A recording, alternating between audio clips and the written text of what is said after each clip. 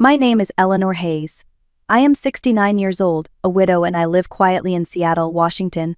For most of my life, I was a wife, a mother, and a bookkeeper at a small supply store. I thought the hardest part of my story had ended when I buried my husband Robert, but I was wrong. The real test came the week after my son's wedding. That morning, when I opened my front door, I saw my new daughter-in-law standing there with a stranger who carried a heavy briefcase. She smiled with politeness, but not with warmth. The man walked straight to my kitchen table and set down a thick folder. Across the top of the first page were the bold words "Power of Attorney." I did not touch it. I let the steam rise from my teacup and kept silent. My silence unsettled them, but they did not know that silence had always been my strongest weapon. Inside my mind, one truth burned bright. Robert had left me $52 million, hidden in a trust that no one else knew existed. Before his last breath, Robert pressed my hand and whispered, "Do not tell them, not yet. One day you will understand why." Standing in my kitchen looking at that folder, I finally understood. The day my daughter-in-law arrived with a lawyer, expecting me to hand over my life with a pen stroke, was the day my story truly began. If you have ever felt underestimated, overlooked, or quietly dismissed, then you already understand why this story matters. This is not only about money. It is about dignity, patience, and the armor that silence can provide. My husband's final gift was not just wealth. It was protection. And this is the story of how I learned to wear it. The wedding of my only son, Michael, should have been one of the brightest days of my life. I ironed my best navy dress, polished my shoes, and told myself that love would carry me through the awkwardness of being the widow who now walked alone. The church smelled of lilies and floor polish, the kind of shine that turns every step into a whisper. Guests hurried past with gifts and cameras, their laughter rising like music I was not part of. An usher checked his clipboard and guided me to table 14 in the reception hall. When I arrived, I realized I had been placed behind a column wrapped with flowers. The vase in the center was tall enough to block my view of the dance floor. From where I sat, I saw only fragments and edge of the cake, a corner of the head table, the hem of a gown passing by. I told myself a seat was only wood and fabric, not a judgment, yet deep down I knew what it meant. Across the room, Samantha's mother, Margaret, glowed like a queen. She was placed near the cameras, her laughter filling the space as if she owned it. Photographers circled her table. She raised her glass and every eye followed. I lifted my own glass quietly, careful not to draw attention. When the first dance began, the column cut the view completely. I could hear the applause, the music swelling, but I could not see my son's smile. I leaned left, then right, searching for a glimpse, until I gave up and sat straight. Smiling into the flowers felt safer than showing how much it hurt. Later, when it was my turn to give a toast, I kept it brief. I spoke of Michael's first toolbox, and the day he learned to keep the bubble between the lines. The room offered polite claps, nothing more. I sat quickly, relieved it was over. In that moment, I realized invisibility does not always mean absence. Sometimes it means being present but ignored. Many of you watching may know that feeling, being placed just out of sight at a celebration you helped make possible. That night, I chose silence as my shield. I let the cameras focus elsewhere. I smiled, but inside I carried the weight of years, decades of sacrifice, of saying no so that others could say yes. And as I watched the room from behind that wall of flowers, I promised myself one thing. If ever my strength was tested, I would not let anyone reduce me to decoration again. After the wedding, when the noise of celebration faded and my house returned to its quiet rhythm, I thought of Robert. My husband was never a man of show. He measured twice, cut once, and saved the extra nails in coffee tins lined up in the basement. He believed in mending before buying, in saving before spending. Neighbors called it thrift. I called it his quiet form of faith. I still remember the last night he pressed a brass key into my palm. His voice was thin, his body tired, but his eyes were steady. "Keep this safe, Eleanor. Use it when you need to, not when you are begged or shamed. Promise me you will remember that." I promised. At the time, I did not understand what he meant. Days after the funeral, I found the courage to try the key. Behind the pegboard in the basement, there was a panel I had never noticed. Behind the panel, a safe. The key turned with a soft click, and the air that came out smelled of cedar and old paper. Inside were folders, each one labeled in Robert's careful hand: insurance, taxes, pensions. On top rested a blue folder. Inside, a letter. "My dearest Eleanor," it began. "If you are reading this, then I am no longer beside you. I have prepared what I could, and the rest is your judgment. This is armor, not bragging. The pages that followed revealed numbers I had never imagined. $52 million. Decades of savings, investments, and quiet discipline had grown into a fortune. He had placed everything into an irrevocable trust, in my name alone. Clauses strong as steel guarded it. No one could touch it without proof of my incapacity. I sat on the old workbench and let the truth settle. Robert had lived simply, patching fences and clipping coupons, while quietly building a fortress. I brushed my hand over his signature and felt both love and sorrow. He had kept this secret not to deceive me, but to shield me. His last lesson was written not in sermons but in legal documents. Protection can be humble. Strength can be silent. That night, I returned the folder to its place. I whispered thank you to the shadows and promised Robert I would wear the armor when the day came. I did not know how soon that day would arrive. 3 mornings after the wedding, the doorbell rang while the kettle sighed on the stove. When I opened the door, Samantha stood there in a cream coat, polished smile fixed in place. Beside her was a man in a gray suit carrying a leather briefcase. He handed me a card before I could even ask his name. Andrew Clark, attorney at law. We thought it would be helpful to go over a few protective documents for you, Samantha said, as if she were doing me a favor. Her tone was light, but her eyes were measuring every detail of my face. I let them in because manners do not expire. I set 3 cups on the table and poured black tea. Samantha thanked me but never tasted hers. Andrew opened his briefcase and laid out a folder in the center. Across the top, in bold type, it read Power of Attorney and Healthcare Proxy. Mrs. Hayes, Andrew began with practiced confidence, this is a standard set of documents. They allow your son and his wife to assist with financial and medical decisions should the need arise. It is really best practice for seniors who live alone. His voice assumed my agreement. I stirred my tea once, then let the spoon rest. He continued to speak of safeguards, efficiencies, and avoiding confusion. Samantha added that Michael worried about me. She repeated the word worried 3 times, as if repetition could make it true. Her manicured hand rested lightly on the folder. I asked whether they were in a hurry. Samantha glanced at Andrew and answered that they had some time. So I nodded and let the silence fill the room. The clock ticked. The heater exhaled. They began to shift in their chairs. People often reveal themselves when they cannot bear quiet.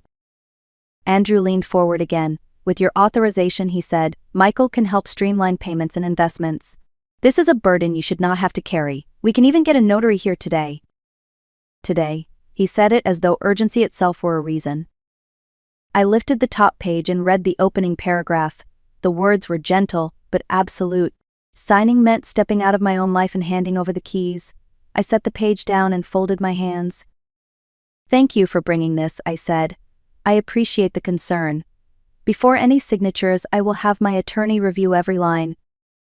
Andrew's pen paused above his pad. Your attorney, he repeated. Yes, I said evenly. His name is David Lawson. He is thorough. I will call him this afternoon.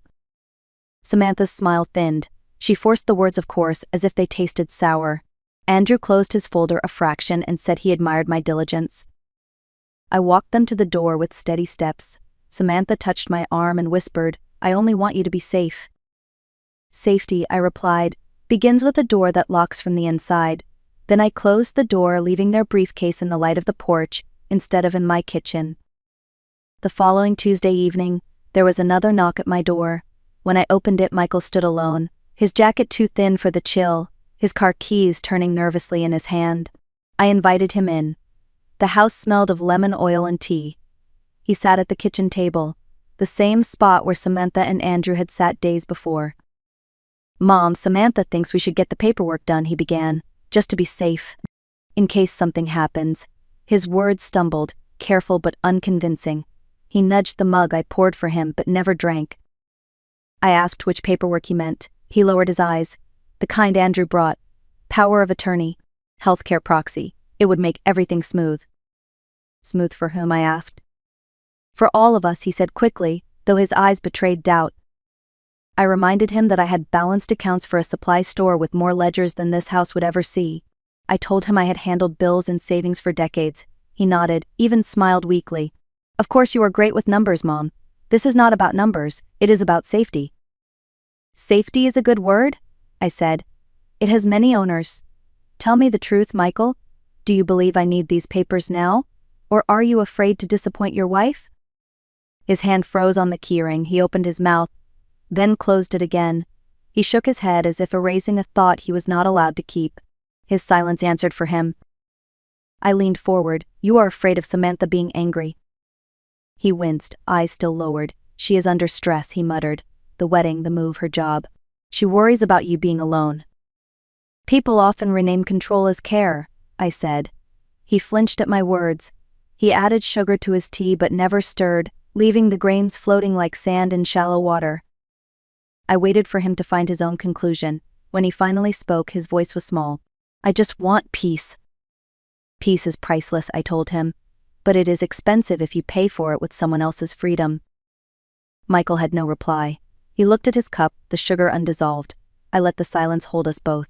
Sometimes the kindest thing a mother can give her son is a boundary that will not move no matter who pushes. The next afternoon, my neighbor Clara Mitchell stopped by with a jar of blackberry jam. Clara was a widow too, a woman of few words but deep perception. She had seen Samantha and Andrew leaving my porch earlier that week.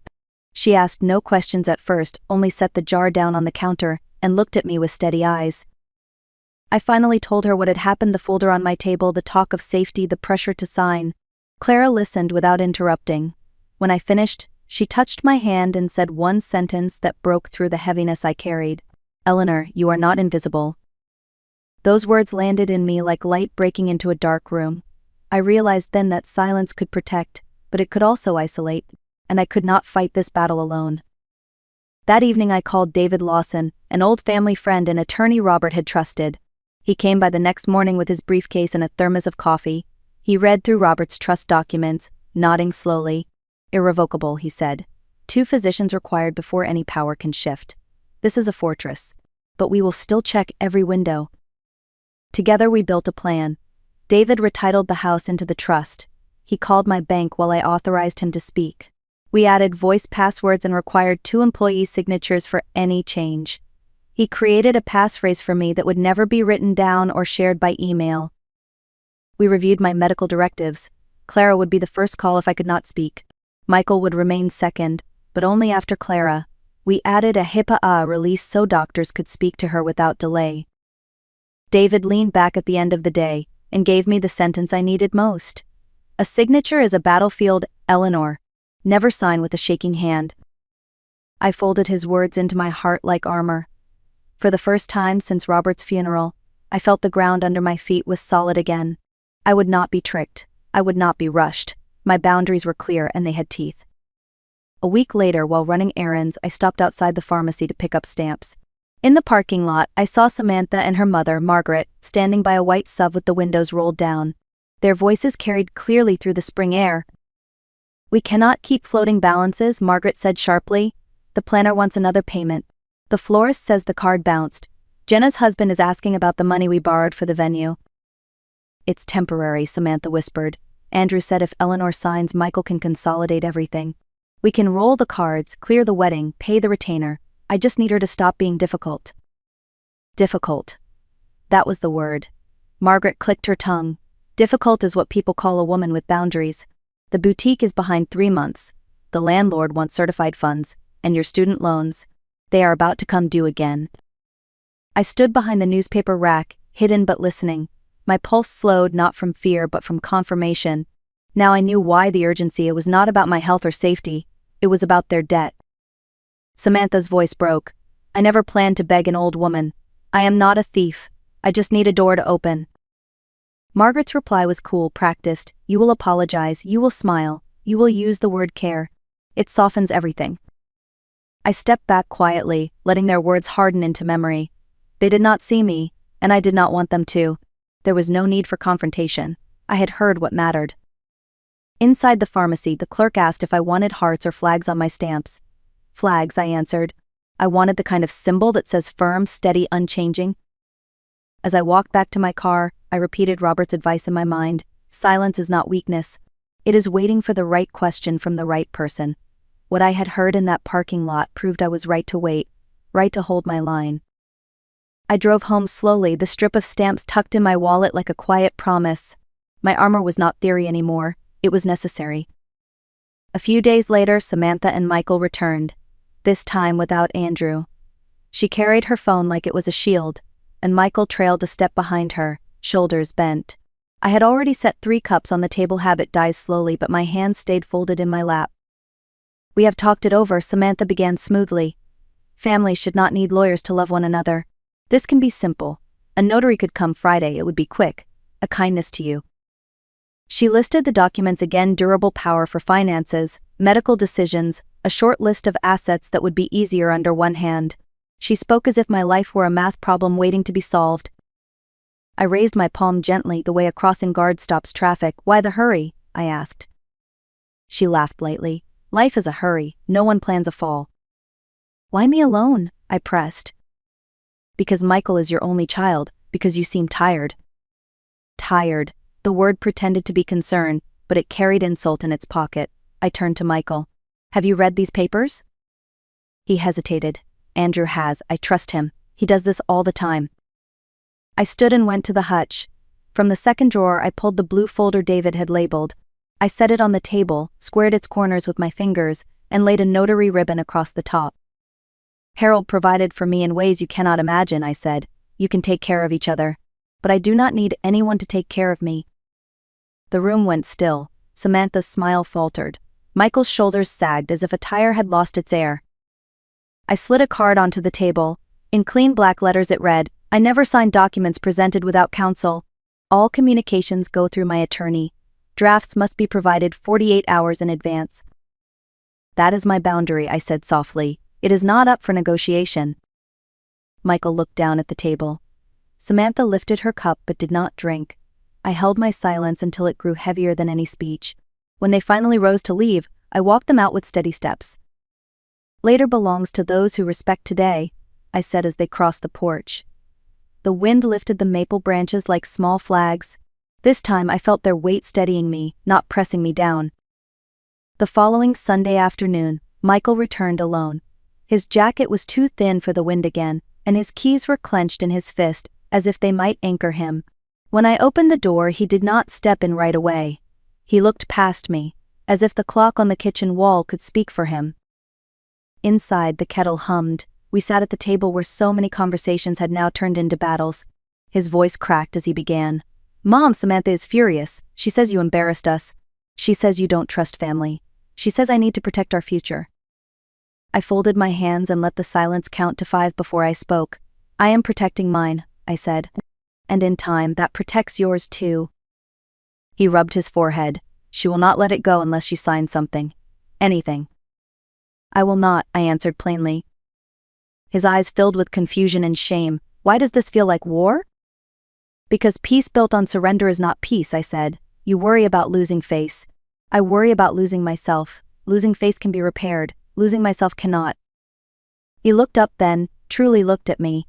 His eyes shone not with anger, but with the fear of a boy who had just discovered the cost of avoiding conflict.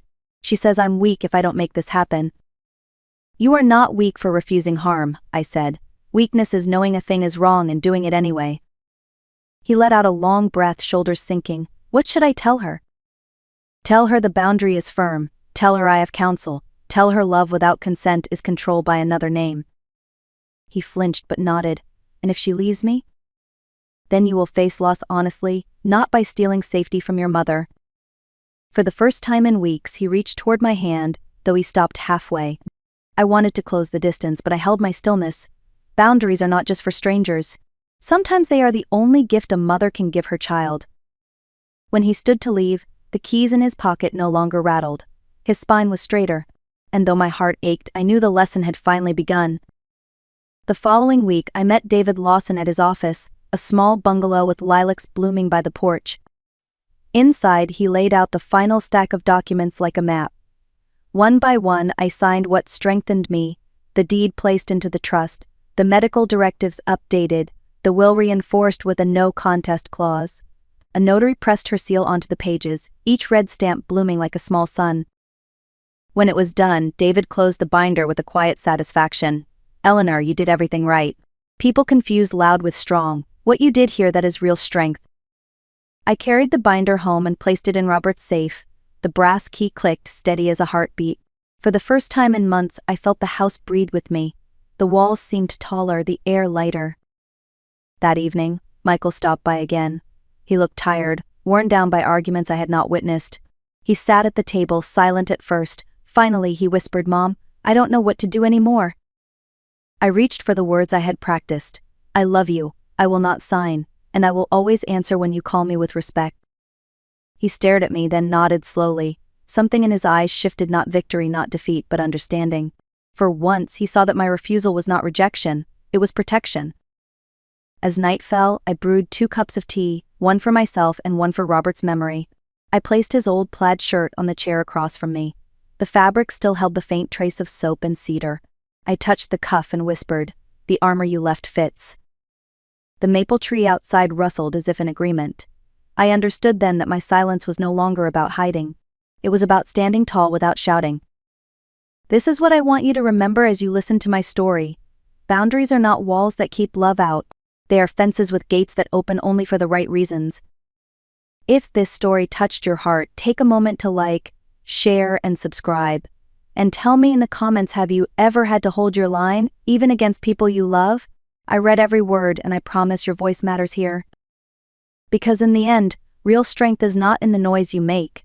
It is in the steady hand that signs only in the right place.